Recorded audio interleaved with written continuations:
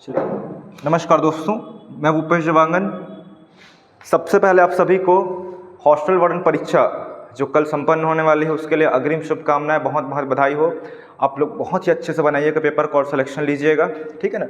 उसके लिए कल के एग्ज़ाम के लिए कुछ टिप्स है ना, क्या क्या लेकर जाना है, तो कैसे अटेम्प्ट करना है क्वेश्चन को देख के आपको घबराना नहीं है कि शुरू में आपको कठिन क्वेश्चन मिल जाते हैं, जिससे क्या है आप डिमोटिवेट हो जाते हैं कि अब क्वेश्चन नहीं बनेगा करके, ठीक है। तो चलो इसी की बात करते हैं। सबसे पहले इसका सिलेबस देख लेते हैं। तो कंप्यूटर के 30 क्वेश्चन आएंगे, मैथ्स के 25 क्वेश्चन आएंगे, जीएस जिसमें पूरा शामिल है, इतिहास, संविधान, है ना, अर्थशास्त्र, ये सब पूरा शामिल है इसमें।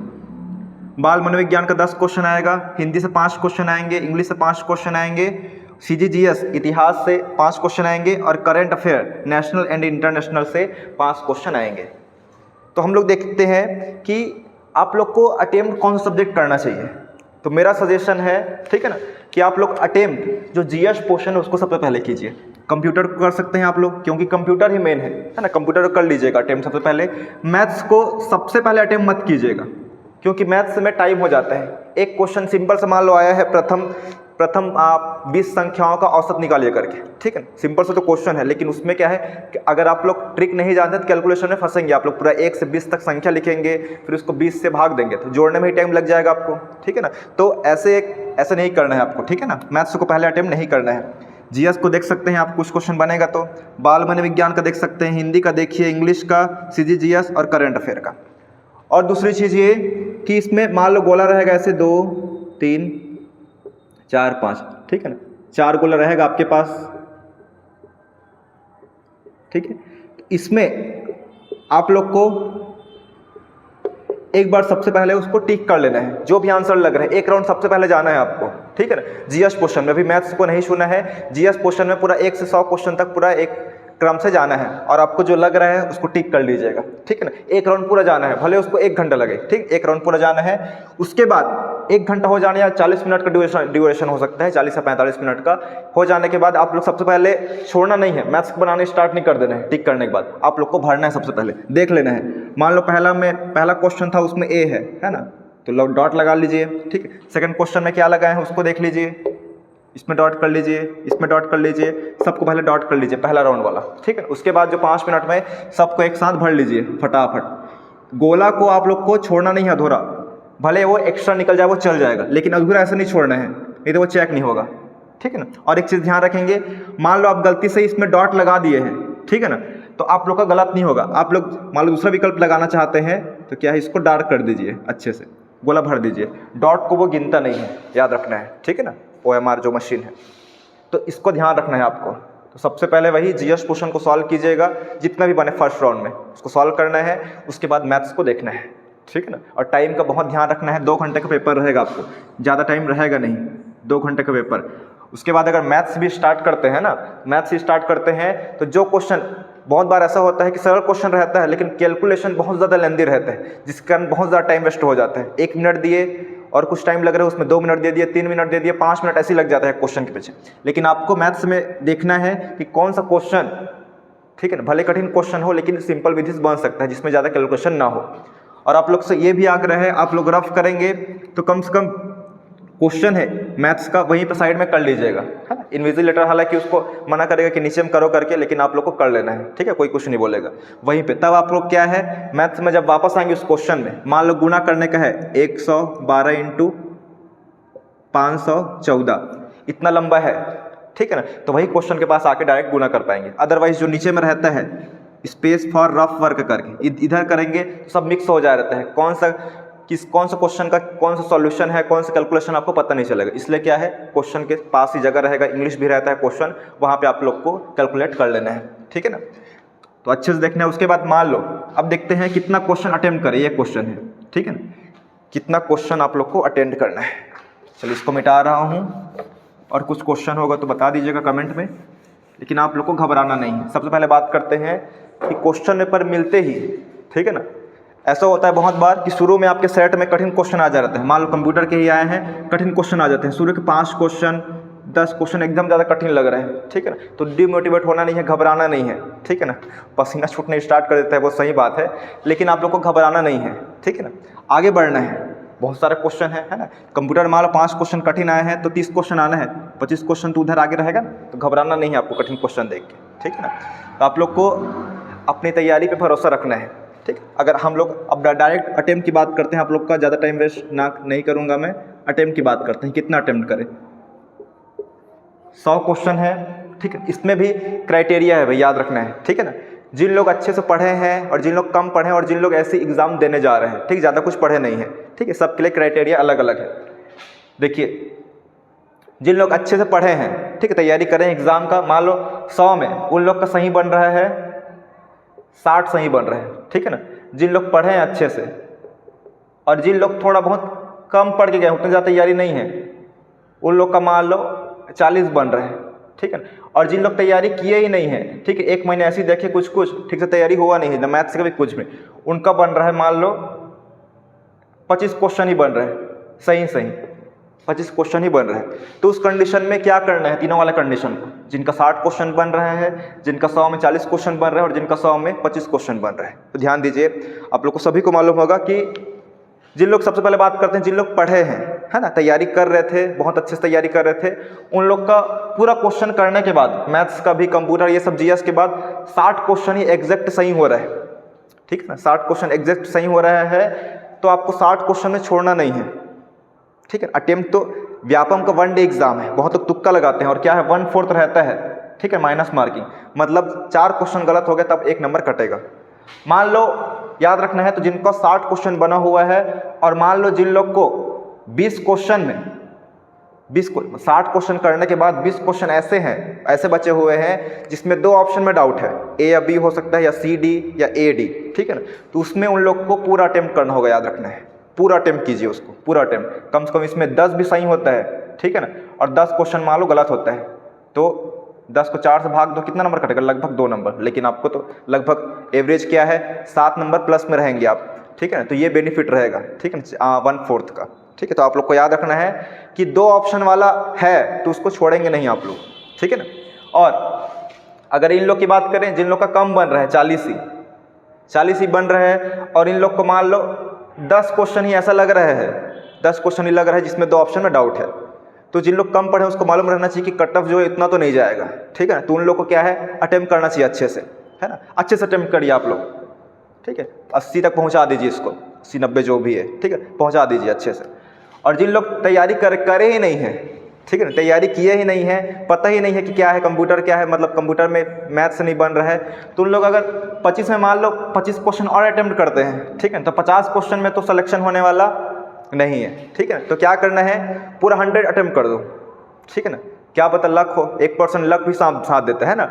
बहुत लोग को सिलेक्शन होता है, उसमें 1-8% ऐसे रहते हैं जिन लोग क्या है तुक्का मार के ही सही हो जाते हैं, ठीक है ना। तो याद रखना है, जिन लोग तैयारी नहीं किए हैं उन लोग को पूरा अटेम्प्ट करके आना है, छोड़ना नहीं है, ठीक है ना। और जिन लोग अच्छे से तैयारी किए हैं, है ना, उन लोग थोड़ा सा कम रिस्क लेंगे, ठीक है ना, क्योंकि क्या है, आप लोग तैयारी अच्छे से है, उसके चक्कर में, अटेम्प्ट करने के चक्कर में आपका जो माइनस में चले जाए, मतलब इसमें क्या है, बहुत ज़्यादा लॉस हो जाएगा आपका। तो जिन लोग का 60 क्वेश्चन 70 क्वेश्चन बन रहा है और 2 ऑप्शन में डाउट है, उन लोग तो पूरा करके ही आएंगे, ठीक है। इतना चीज़ याद रखना है आपको, ठीक। और कुछ देख लेते हैं इसमें। तो आपको क्वेश्चन को देख के बिल्कुल भी घबराना नहीं है, ठीक है ना। और याद रखना है, और क्लू है, थोड़ा बहुत मैथ्स की बात करते हैं, ठीक है ना। चलो कंप्यूटर की बात कर लेते हैं। पहला कंप्यूटर में हमको 30 क्वेश्चन आएगा, उसमें से 15 क्वेश्चन सही होना चाहिए, ठीक है ना, कट करके, ठीक, ये याद रखना है। तो याद रखिए, कंप्यूटर में बहुत बार ऐसा होता है कि जो क्वेश्चन है, कोई भी सब्जेक्ट हो, ऐसा क्वेश्चन है, जिन लोग पढ़े हुए हैं ना, याद रखना है, जिन लोग पढ़े हुए हैं, ऐसा क्वेश्चन है, मान लो आ गया है कि इनमें से ब्राउज़र या सर्च इंजन कौन कौन सा है, ठीक। अब लिखा हुआ है इधर क्रोम लिखा हुआ है, ठीक है ना, यूसी लिखा हुआ है, ठीक, और इसमें सफारी लिखा हुआ है और कुछ लिखा हुआ है, और इनमें से कोई, मतलब इसमें मान लो दूसरा कुछ ऑप्शन है, ठीक है ना, किनले दिया हुआ है,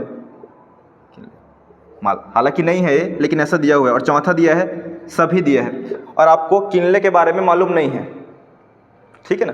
और इसमें ऑप्शन है, ऐसा दिया हुआ है ऑप्शन, फिर उसके बाद 1, 2, 3 सही है, फिर भी ऑप्शन 1 व 2 सही है, इस प्रकार है। इसको सभी याद रखना है, कम से कम सभी को ले लेना है, ठीक है ना। जिन लोग से नहीं बनता रहेगा, तो अधिकतर आंसर क्या है, इनमें से सभी रहता है व्यापम में, ठीक है ना। तो याद रखना है, अगर इनमें से कोई नहीं वाला बहुत कम लेंगे, याद रखना है। व्यापम पीएससी थोड़ा सा वैसे ही करता है कि ऑप्शन दे देता है, इनमें से कोई नहीं आंसर रहता है, लेकिन व्यापम ऐसा नहीं करता है, ठीक है ना। व्यापम में आप लोग जो ऑप्शन दिखते रहेगा उन्हीं में से लगा देंगे आप लोग, ठीक है। और इनमें से सभी वाला अगर आप लोग को मालूम नहीं है तो सभी वाला लगा देंगे, कम से कम 5 तो आया हुआ है उपरोक्त तो सभी करके, ठीक है। तो आपको मालूम नहीं है किसी का भी तो 5 को इनमें सभी लगा देंगे, कम से कम उसमें 3 तो सही हो जाएगा, आप लोग प्लस मार्क में रहेंगे, ठीक है। इतना याद रखना है आपको ये वाला। और कंप्यूटर को बहुत सावधानी से बनाना है क्योंकि इसमें 15 क्वेश्चन सही होना चाहिए, ठीक है। अगर हम लोग मैथ्स की बात करें, ठीक है, मैथ्स को देख लेते हैं एक बार।